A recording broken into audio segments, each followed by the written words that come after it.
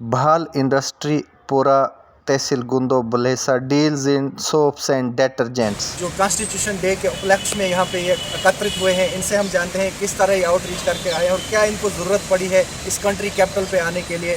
मेरा परिचय है राष्ट्रीय बौद्ध महासभा का उड़ीसा प्रदेश महासचिव। तो हम लोग आए हैं तो जो नवंबर 26 राष्ट्रीय महासंविधान दिवस के पर हम लोग आए हैं। राष्ट्रीय बौद्ध महासभा और सामाजिक न्याय परिषद के द्वारा होने वाले हैं जो अगले नवंबर 26 के लिए।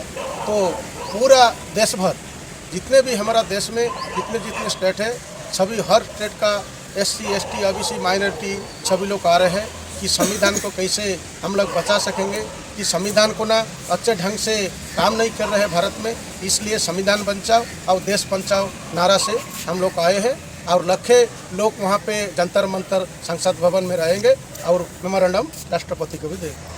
आपको ऐसा क्यों लग रहा है कि जो कॉन्स्टिट्यूशन है वो सही तरीके से ग्राउंड लेवल पे इम्प्लीमेंट नहीं हो रहा है? जैसा आपने कहा कि हम कॉन्स्टिट्यूशन बचाव की बात करते हैं, क्या ज़रूरत है इसकी? सुनिए ना सर, क्या कि वो जो कॉन्स्टिट्यूशन जो है वो जो जितने भी अच्छे जो आर्टिकल है उसको सही ढंग से काम नहीं कर रहे हैं, क्या कि उसको एक किताब जैसे रख दिया गया है।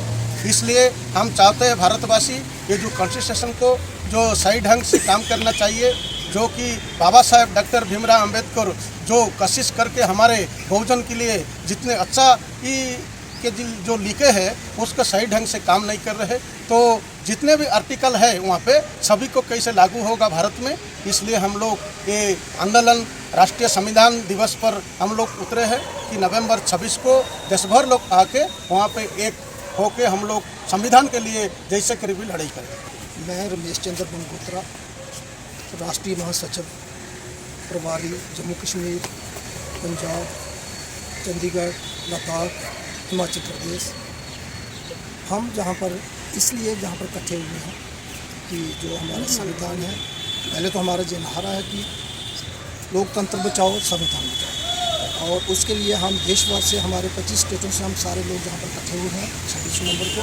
और 26 नवंबर हमारा संविधान दिवस है। इस दिन हम जहाँ पर आंदोलन करेंगे और जो हम गवर्नमेंट को बताएंगे कि जो हमारा संविधान है इसको सही तरीके से लागू किया जाए, कर रहे हैं या नहीं कर रहे हैं इसको सही तरीके से लागू कीजिए, क्योंकि संविधान के साथ छेड़छाड़ कर रहे हैं। जैसे पिछले दिनों आपने मीडिया में सुना होगा कि हमारे जैसे वो एक क्या नाम था, देव ओबराय, उन्होंने क्या बोला था कि इस संविधान की हमें ज़रूरत नहीं है।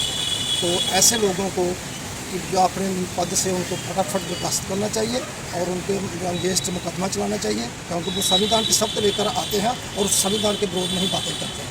तो जैसे हमारा दूसरा चीज़ें हैं कि जो शिक्षा का राष्ट्रीयकरण होना चाहिए, जो निजीकरण कर रहे हैं उसका मतलब हमारी जो प्राइवेटाइजेशन कर रहे हैं, जो दूसरी गवर्नमेंट ने हमें उसमें हमारी रिजर्वेशन मिलती थी, हमें नौकरी मिलती थी, तो जो इस पर जो प्रेजेंट गवर्नमेंट है इसने निजीकरण करके हमें मतलब जो हमारे जो नौजवान लोगों को बेरोजगार कर दिया है। तो इसलिए हम ये चाहते हैं कि शिक्षा का राष्ट्रीयकरण होना चाहिए और जो जितनी प्राइवेटाइजेशन उसका भी राष्ट्रीयकरण होना चाहिए और जो निजीकरण है इसको बंद होना चाहिए।